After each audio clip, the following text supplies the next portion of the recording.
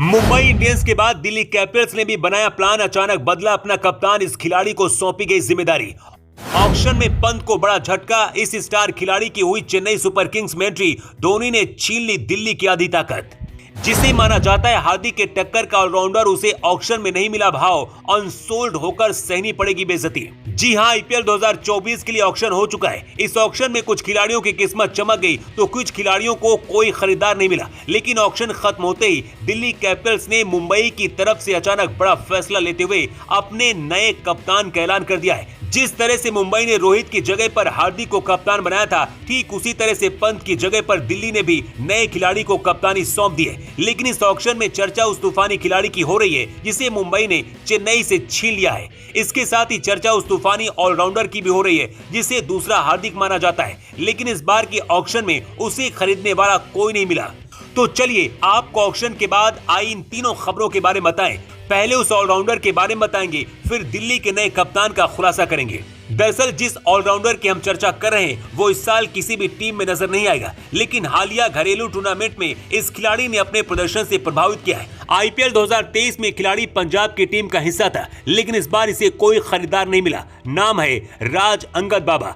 राज बाबा को दूसरा हार्दिक माना जा रहा है, लेकिन इस बार इस खिलाड़ी को कोई खरीदार नहीं मिला। खैर, आईपीएल में ऐसा होता है जब बात उस खिलाड़ी की हो जो दिल्ली से चेन्नई में चला गया। धोनी ने इस गेंदबाज को लेकर बड़ा प्लान बनाया था। इस गेंदबाज को डेथ ओवर का बड़ा खतरनाक गेंदबाज माना जाता है। इस बार ये खिलाड़ी धोनी के साथ खेलता नजर आएगा। नाम है मुस्तफिजुर रहमान।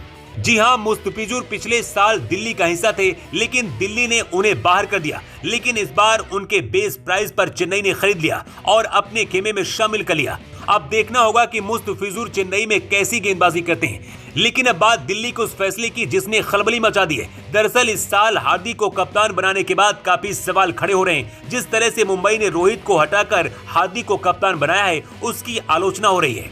उसी तरह से दिल्ली में भी कप्तानी पर सवाल है। दरअसल 2023 में पंत के एक्सीडेंट के बाद दिल्ली कैपिटल्स की कप्तानी की जिम्मेदारी डेविड वार्नर को दी गई थी, लेकिन अपनी कप्तानी में वो दिल्ली को चैंपियन बनाने में कामयाब साबित नहीं हुए। जिसके बाद सवाल खड़े हो रहे थे कि इस साल दिल्ली का कप्तान कौन होगा। लेकिन जिस तरह से पंत नजर आ रहे हैं, पंत ऑक्शन टेबल पर भी खिलाड़ियों को खरीदते हुए नजर आए थे। ऐसे में खबर है कि अगर पंत पूरी तरह से फिट होते हैं तो उन्हें कप्तानी सौंपी जा सकती है, वरना दिल्ली के पास प्लान बी भी है। खबर है कि अगर पंत पूरी तरह से फिट नहीं होते हैं तो फिर दिल्ली का खेमा इस बार कप्तानी की जिम्मेदारी पृथ्वी शॉ के हाथों पर सौंप देगा।